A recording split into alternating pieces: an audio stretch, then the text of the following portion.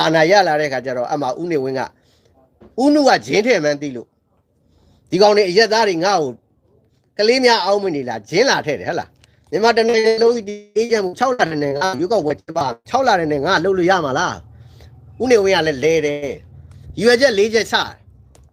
ရွယ်ချက်4ချက်ချတယ်မှတ်သွားတခြားမဖတ်ပြတော့အဲ့ဒီရွယ်ချက်မှာအဓိကအချက်ကိုဖတ်ပြနော်ဦးနုထဲတဲ့ဂျင်းကိုဦးနေဝင်းကပြန်ဖြေတဲ့နီးတေချာနားထောင်ဦးနုကဘယ်လိုဂျင်းထဲလဲလောက်တနိုင်ငံလုံးမတည်မငြိမ်ဖြစ်နေတာကို6လထဲနဲ့တည်ငြိမ်အောင်လုပ်ပြီးရွေးကောက်ပွဲကျင်းပပေးရမယ်ဆိုတာဘယ်လို့မှမဖြစ်နိုင်တဲ့ခါကျတော့အရွယ်ချက်လမ်းစဉ်4ရက်မှာ तू ကဦးဝင်း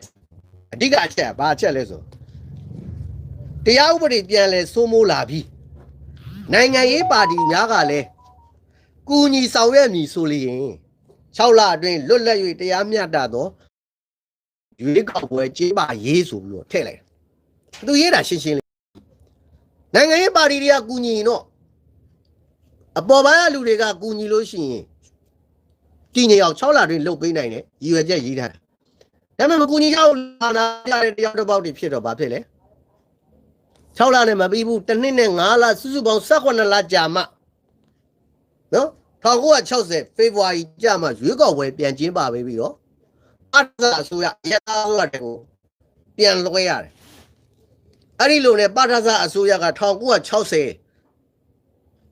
တန်ရှင်းဖာစာပလာတီငယ်ဖာစာပလာပြန်ကြတယ်မလားအမှတန်ရှင်းဖာစာပလာအနိုင်ရသွားပြီးတော့1960မှာတက်လာ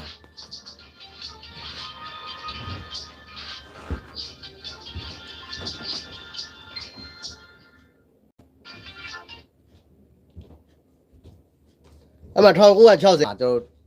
ပထသအစိုးရတက်လာပထသအစိုးရတက်အမှတေချာနားထောင်နော်အဲ့ဒီမှာတေချာလေးနားထောင်မှာအဲ့ဒါအရေးကြီးတဲ့ကဏ္ဍရောက်လာပြီနော်အဲ့မှာဦးနေဝင်းကြီးအာနာဘာကြောင့်တင်းရလဲဆိုတဲ့အကြောင်းတွေပေါ်လာပြီပါလာပြီတေချာကြည့်နော်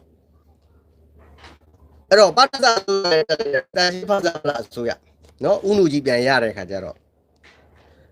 အဲ့တော့အဲ့ဒီအချိန်မှာဦးနုကနိုင်ငံတော်ဘာသာကိုဗုဒ္ဓဘာသာအဖြစ်ပြဋ္ဌာန်းမှုအစိုးတင်သွင်းတယ်မလားအမှတမရာကြီးမန်းဝင်းမောင်ကအတီးပြပေးလိုက်တယ်ပြဿနာတွေတက်ကြတယ်ဒါကဘာသာရေးနဲ့လူမှုရေးတွေကိစ္စအဲ့ရအဲ့လောက်ထိထိန်းချောင်းစရာမလိုအဲ့လောက်ထိအဲ့ဒါလေးတစ်ခုတည်းနဲ့အာနာသိန်းစရာအကြောင်းမရှိဘူးဦးနေဝင်းကြီးကတော်လိုင်းကောင်စီထွက်လာစရာအကြောင်းမရှိဘူးတော်လိုင်းကောင်စီဘာကြောင့်ထွက်လာလဲဆိုတော့တေချာနားထောင်အဲ့ဒီအချိန်တုန်းကအခုခင်ဗျားတို့ကြားဘူးတဲ့နေတိုးဆိုတာရှိတယ်မလားအဲ့ဒီအခါတုန်းကထိုင်းနိုင်ငံမှာဖွဲ့စည်းထားတဲ့စီတိုးဆိုတဲ့အဖွဲ့ရှိတယ်မှတ်သွားနော်မရဘူးကြားဘူးမှတ်ထိုင်းနိုင်ငံမှာစီတိုးဆိုတဲ့အဖွဲ့ရှိတယ် SEATO စီတိုးလို့ခေါ်တယ် Southeast Asia Treaty Organization နဲ့အလွယ်ပြောရင်အရှေ့အာရှတိုက်စစ်အုပ်စုအဲ့ဒီစီတိုးကနေပြီးတော့ရှမ်းစော်ဘွားတွေကနေပြီးတော့အကူအညီတွေယူတယ်ရှမ်းနဲ့ကရားစော်ဘွားရပြီးတော့အဲ့ဒီစီတိုးအဖွဲ့ဝင်ဖို့လုပ်တယ်အခုယူကရိန်းနေတိုးဝင်သလိုအဲ့မှာရှမ်းနေကြရတဲ့အဲ့ဒီစီတိုးဖို့လုပ်ပြီးတော့အဲ့ဒီလက်တွေကိုယူပြီးတော့ကြောကြောင်နေပြီးနေလို့လားအဲ့ဒီအချိန်မှာဥကျော်ငင်းကြီးကတိသွားဥကျော်ငင်းကတိလဲတိရောဥနုကြီးကိုပြောတယ်နော်အဲ့ပါထသအစိုးရနော်အဲ့မှာဥနုကြီးကိုပြောတယ်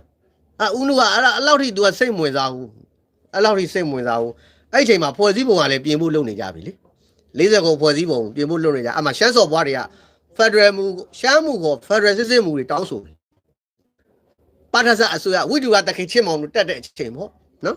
ရှမ်းမူကို Federal စစ်စစ်မူတွေတောင်းဆိုတယ်အဲ့ဒါဥကျော်ကြီးကအဲ့ဒီဥနုကိုအဲ့ဒီကိစ္စစီတိုးကိစ္စပြောတာကိုစိတ်ဝင်စားလို့အဲ့ဒါနဲ့ဥကျော်ကြီးကနေပြီးတော့1960နှစ်လပိုင်းနေမှာမိုးကြိုးသတင်းစာတို့ဒီဟန်တာဝတီသတင်းစာတွေထဲမှာထည့်ပြီးတော့ဥကျော်ငင်းကြီးကတင်ပြကြော်ညာတာပေါ့ပြည်သူတွေသိအောင်ပြောအဲ့ဒါလဲဥနုကစိတ်ဝင်စားဘူးနော်အဲ့မှာကျွန်တော်40ခုယူပြင်ဖို့လို့ရစမ်းကို Federal System ကိုတောင်းဆိုကြတဲ့ခါကျတော့အဲ့ဒီအချိန်ဒီတက်မတော်ကမပါဘူးနော်ဥနေဝင်းကသွားသူနေနေတာမပါဘူးအဲ့ဒီမှာတောင်းဆိုကြ1960 March လ1ရက်နေ့ထိကိုရှမ်းစော်ဘွားတွေကတောင်းဆိုတာဒါပေမဲ့ဝိရုကတကယ်ချင်းမောင်တော့မပေးဘူး Federal System မူခေါ်ရှမ်းမူကိုပေးလိုက်ရင်မြို့ပြနိုင်ငံတွေဖြစ်သွားနိုင်တယ်ဆိုတာကိုဖာစာပလာခေါင်းဆောင်တွေသိတယ် ဒါကြောင့်မလို့မပေးတော့အသေးတန်စကားတွေပြောတော့အဲ့ချိန်မှာဥနေဝင်းကမြင်မှာပေါ့ဘာလို့ဥနေဝင်းကိုနိုင်လဲအိမ်ဆောက်ဆွေးရမှာအုပ်ချုပ်ခဲ့ပြီးသားလေ administration ကိုသူနားလည်ပြီးသွားပြီသဘောတရားတွေသူတီးသွားပြီတီးသွားပြီဖြစ်တဲ့ခါကျတော့ဟာဒီကောင်ပြစ်ထားလို့တော့မဖြစ်တော့ဘူးဟိုမှာနိုင်ငံတော်ဘာသာကြီးကပြဋ္ဌာန်းတာလို့ပြဿနာလည်းတက်နေပြီစီတိုးတွေကလည်းဝင်နေပြီနော်